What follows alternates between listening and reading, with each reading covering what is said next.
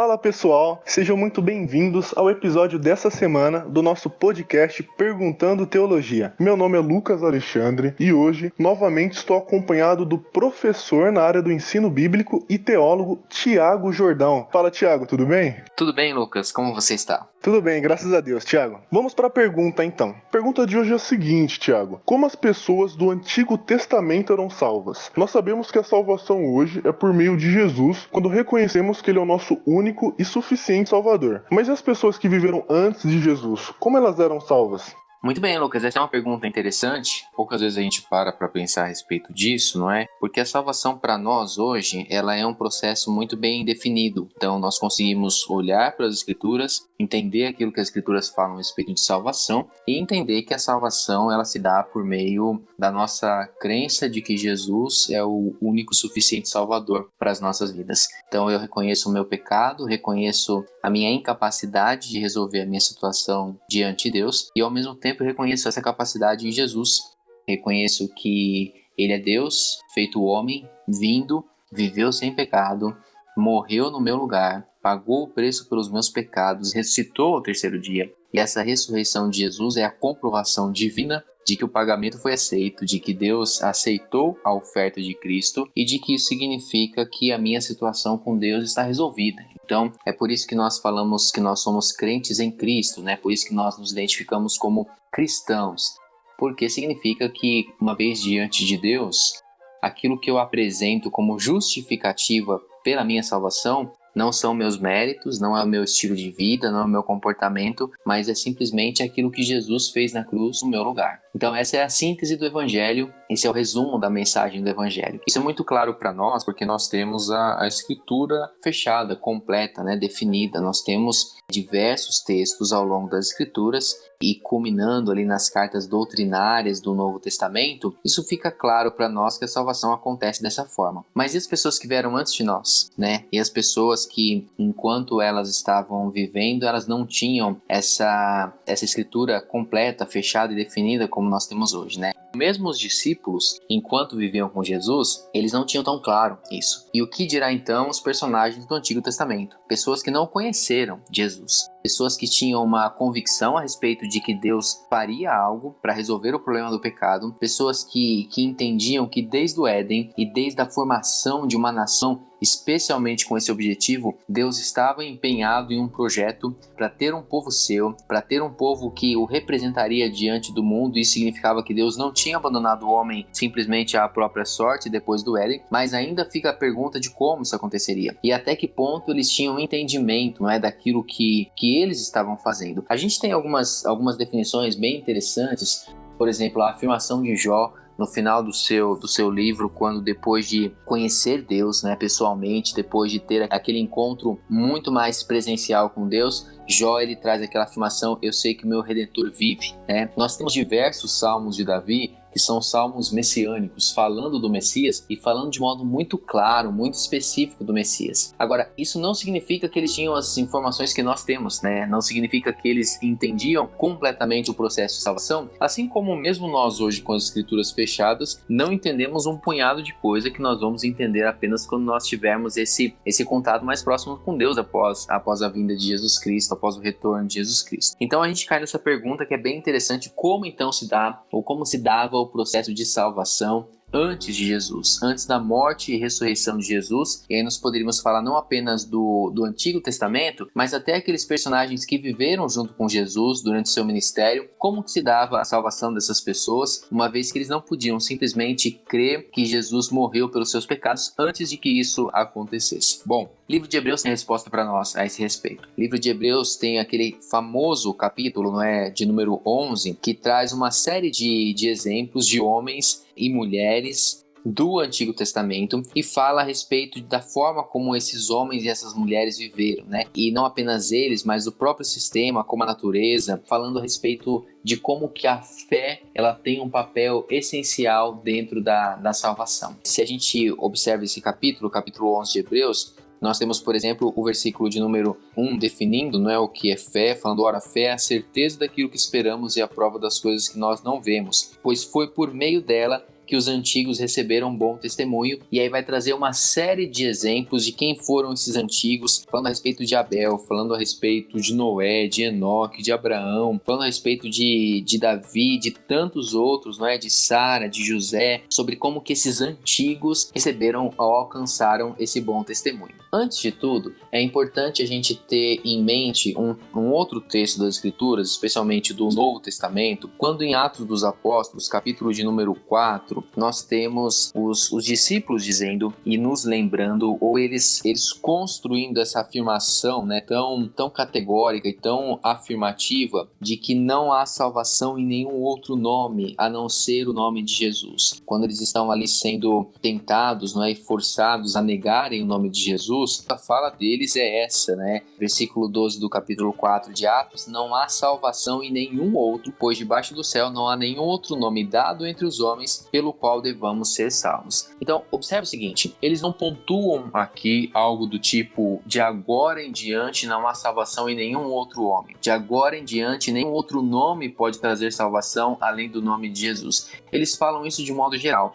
Ou seja, isso traz para nós o entendimento de que a salvação acontece por meio de Jesus e somente por meio de Jesus, independente da época cronológica que nós estamos posicionados. Ou seja, a salvação não acontecia no Antigo Testamento pelas obras e depois de Jesus ela passou a acontecer pela fé. Ela sempre foi em Jesus, sempre foi baseado em Jesus e sempre aconteceu por meio da fé. Quando nós juntamos os dois textos, esse texto de Hebreus capítulo 11 e essa afirmação de Atos dos Apóstolos, capítulo de número 4, bem como uma série de outros textos que nós poderíamos trazer aqui, nós chegamos à seguinte resposta: a salvação sempre se deu em Jesus. Sempre foi ele o único caminho entre o homem e Deus, e sempre, independente do momento da história que nós estamos posicionados, a salvação acontece por Jesus. Agora, como que essa salvação acontece? Por meio desse instrumento chamado fé, por meio desse modo de nos relacionarmos com um acontecimento chamado fé. Então, eu e você, hoje, que estamos aqui no ano de 2021, somos salvos porque Jesus entregou a vida em nosso lugar, e a fé é aquilo que nos conecta com este evento da morte de Jesus. Ou seja, eu não estou vendo Jesus diante de mim, eu não estou presenciando a morte de Jesus, mas eu acredito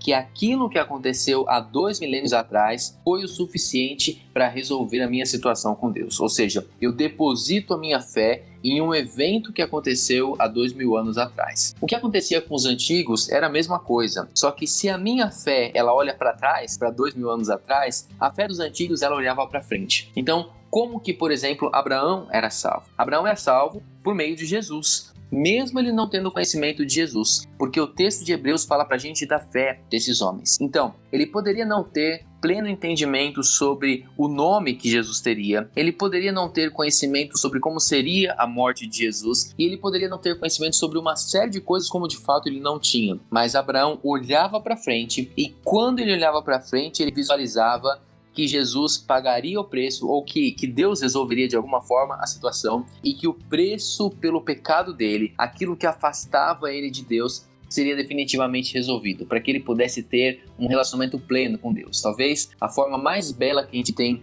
de síntese disso de personagens no Antigo Testamento seja justamente a fala de Jó: eu sei que o meu Redentor vive. Ele não sabe o nome, ele não sabe como o Redentor vai agir, ele não sabe de que modo o Redentor vai se manifestar, mas cada vez que algum judeu, ou mesmo um estrangeiro, cada vez que alguma pessoa abraçava a revelação de Deus, cada vez que alguma pessoa cria na mensagem dos profetas, cada vez que alguma pessoa decidia seguir o povo de Israel por entender que o povo de Israel era o povo de Deus, essa pessoa demonstrava fé de que estava em Deus a confiança dela para que Deus resolvesse o problema, para que Deus trouxesse salvação. Essa confiança, essa fé é uma fé que olha para o futuro. Então, a minha fé hoje, a minha salvação se dá porque a minha fé olha para 2 milênios atrás. A salvação de Abraão se deu porque a fé dele olhava alguns milênios para frente. Eu me lembro de um professor que trouxe uma ilustração para gente que deixa muito claro, pelo menos para mim, como que acontece essa distinção? A ilustração é mais ou menos o seguinte: a gente tem hoje dois jeitos de pagar uma conta com um cartão de banco. Eu posso pagar no débito ou eu posso pagar no crédito. No débito significa tem saldo na minha conta, eu vou pagar no débito, significa pode debitar porque o saldo já está lá. A outra forma de pagar é por crédito. Então eu dou o cartão, não tem saldo na minha conta, mas eu acredito que quando a fatura chegar vai ter crédito lá para que o débito possa ser realizado. Entende? Então, como que a gente aplica essa ilustração para a situação da salvação? É como se a salvação de Abraão tivesse sido pelo crédito, a salvação de Davi, a salvação de Enoque, a salvação de Moisés. Ou seja, não tinha saldo na conta ainda, mas eles manifestam a sua fé quando eles falam pode passar no crédito, porque quando a fatura chegar, Deus resolve o problema da fatura. Então, eles passam no crédito.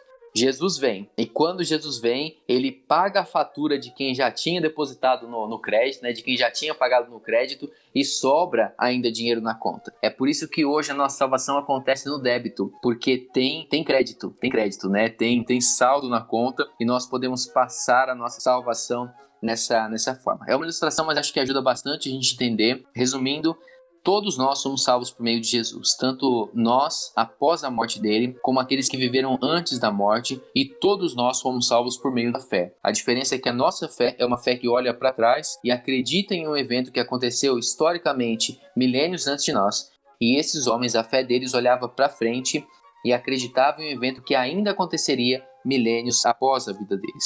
Muito bem, Thiago. É possível tirarmos alguma aplicação prática sobre esse assunto?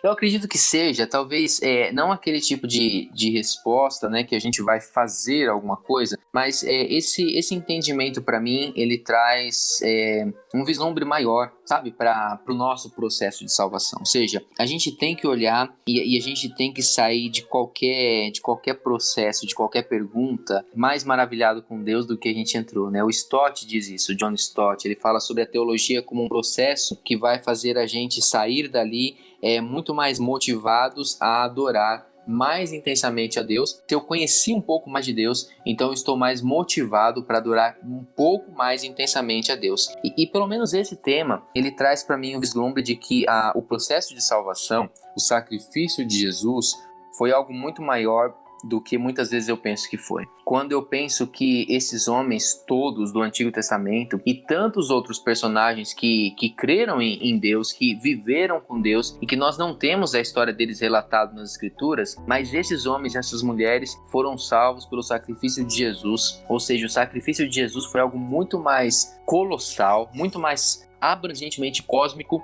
do que simplesmente uma forma de falar, olha, daqui pra frente as coisas se resolvem assim, entende? É um modo que mostra pra gente que o plano de Deus sempre foi centralizado em Cristo, sempre foi perfeito. Não é aquela coisa do tipo Deus tentando várias coisas e como não deu certo um monte de coisa, ele decide mandar Jesus e faz, agora daqui pra frente é por meio de Jesus. Não, sempre foi Jesus. O plano da salvação sempre culminou no Calvário, e isso faz com que a nossa fé, a nossa salvação, o meu relacionamento com Deus, ele precisa se fortalecer muito depois que eu entendo uma verdade como essa, porque isso mostra que o sacrifício de Cristo foi ainda mais forte e abrangente do que aquilo que eu pensei. E acho que traz também, ao mesmo tempo, uma certa admiração, não é, pela fé desses homens. O texto de Hebreus é um texto que eu gosto muito, e ele é escrito justamente para motivar aquelas pessoas a não desistirem, não pararem, não é? Os leitores de Hebreus, eles estão querendo parar, estão querendo terminar ali, de repente voltar à sua fé antiga, e o texto de Hebreus é escrito para esses cristãos no sentido de não parem,